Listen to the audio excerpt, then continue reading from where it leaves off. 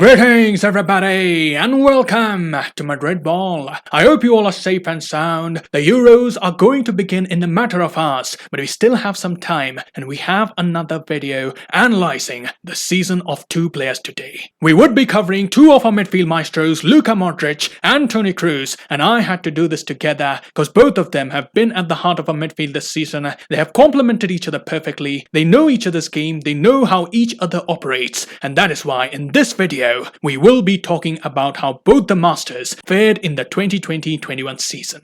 So let's get started. Now starting with Toni Kroos, if we talk about the sniper's involvement this season, he has taken part in 24 La Liga matches, 11 in the Champions League, and he was there on a pitch for a total of 3,083 minutes, and during this time frame he got 3 goals and a very good number of assists. He got 12 in the campaign, so definitely when it came to his ability to pick up a man in good attacking positions, he was certainly up to the mark. Now talking about the positions that Toni Kroos was used in, he was primarily used as a left midfielder in a 3-man midfield, and then there were times when Zinedine Zidane used him as a double pivot along with Luka Modric, and this is something we saw when Real Madrid took on Inter Milan in the group stages of the Champions League. I distinctly remember that match because that was one of the best performances that Real Madrid had put up in the season. It was a match in which Eden Hazard as well was on the score sheet, and Real Madrid were very dominant, that too away from home. But coming back to Kroos, we know the German was one of the most important pieces of Zinedine Zidane's setup. We have heard many times from his teammates Toni Kroos decides the tempo of the side. He is the deep-lying playmaker, and as a result, he has to do all the damage playing from the deep. He will get involved in the build-up play. He will receive the ball from the defenders. When Real Madrid were not able to break down the opposition, Toni Kroos would try to switch play from those long balls. And you would also have noticed there were times when Real Madrid were under pressure from the opponents. They didn't seem to have the usual control, and it's during these times we used to see Toni Kroos playing as a quarterback just to break the pressing patterns of the opposition.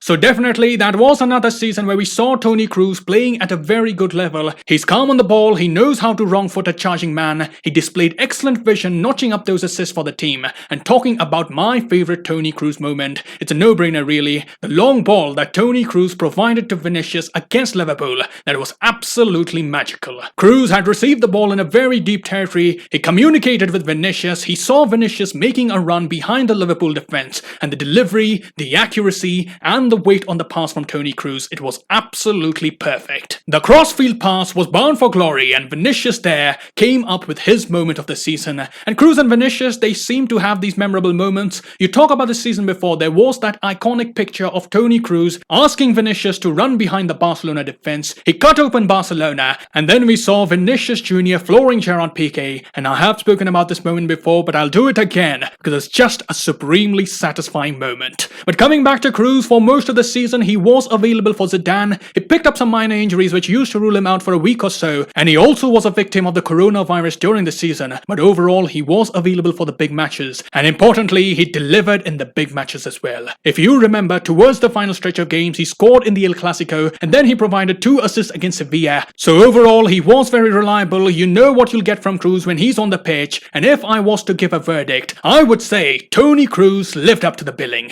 He met my expectations this season, and hopefully he will have an excellent Euros as well. But moving to his partner in crime, Luka Modric, Toni Kroos may be the calm head in the midfield, but you have to agree, when Luka Modric is on top of his game, he is capable of showing some jaw-dropping football. The way he floats past the opposition, the way he takes on the charging man, it truly is a delight to watch, and to say the truth, I wasn't expecting Luka Modric to be this involved this season. He did have a strong end to the season before when Real Madrid were on that title-winning streak. It was literally so good, he kept Valverde on the bench during that time, and it almost looked like Modric had somehow rejuvenated himself. And to the surprise of many, he started off the season with same form. The work that Luka Modric has done at the age of 35 is simply incredible, and playing at this level, at this age, is no mean feat. Now I will agree that there was a slight drop in form towards the final stretch of games, but judging the player on the season overall, I think Modric has been very good this past season. He won a few Player of the Month awards, he was the man of the match against Atalanta in the second leg, and my favorite Luka Modric moment came in the first El Clasico of the season. With the ball at his feet, he was toying with the Barcelona defense and the Barcelona keeper. He was dancing on the pitch, he dummies the keeper, and with the outside of his foot, he got the third goal which sealed the result for Real Madrid. And overall, Modric was a fundamental part of the team. He was one of the most used players by Zinedine Zidane, and I would even go on to say that he was a bit overused. He should have received a break in a few matches, but the circumstances were tough. Valverde was injured, Toni Kroos was out in a few matches, but Modric was always available, and another reason why Zidane used Modric a lot was due to the versatility that Modric brings to the table. He can do the defensive work, he can play as an attacking midfielder. There were also games where we saw Modric was the man leading the press for Real Madrid, and finally, to finish off things, he got the final goal of the season as well.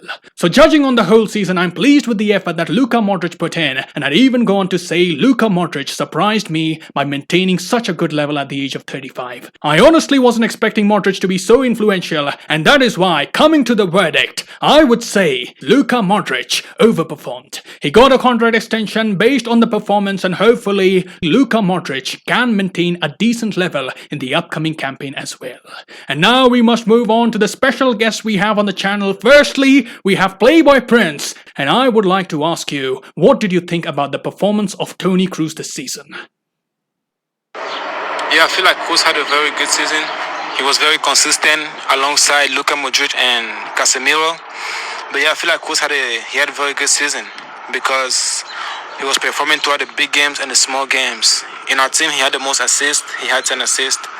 And I feel like he had a really good season. You know, even though we couldn't win any trophies this season, I feel like he performed very, very good. Okay, so how would you rate Toni? I think that Kroos met my expectations because he was very consistent, like I said before, and he had the most assists. He created the most chances in the team, and he performed when the team needed him against Liverpool and Barca. Also, when we had a lot of injuries in the squad, he was always available and he performed. You know, so I think he did. He met my expectations.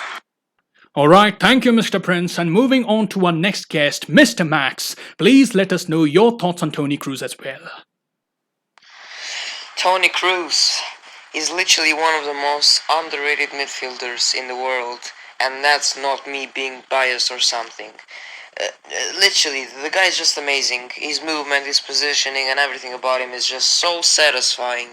You know, and on top of that, he had an amazing season, and if I had to choose, I would say that he met my expectations. And but I definitely hope that he retains the same level going into next season. So yeah. And lastly, we have Mr. Owen Muscat, and I want you to let us know, what did you think about the performance of Luka Modric? Yes, thank you for having me on. This season, as we all know, Luka Modric was one of our best players, and especially in La Liga, as he played 35 La Liga games, with only 3 of them coming off the bench. Well, given his age, you would think that he would have been subbed off near the hour mark during the game when he started, but in fact he finished most of them, and in the meantime accumulating around 2,842 minutes of game time. This proved that for Zidane he was not only a reliable player, but also a good one, as he outperformed his XG of 2.9 goals by scoring 5 goals in La Liga, while assisting 3. Unfortunately, his expected assists was 5.09, which meant that his teammates weren't as clinical as they should be. Luka is no slouch either, as when he would complete the full 90 minutes, he normally would be around the top 3 players who would cover the most distance during the game. But unfortunately for Luka, he is 35 years old, and normally footballers, when they reach that certain amount of age, they would see a bit of a drop-off from their physicality. And this was quite evident, as during the games, especially during the second half of games, he would be quite prone to fatigue, as he would walk and react slow to incoming passes and to release the ball as well. So we would generally tend to suffer as well.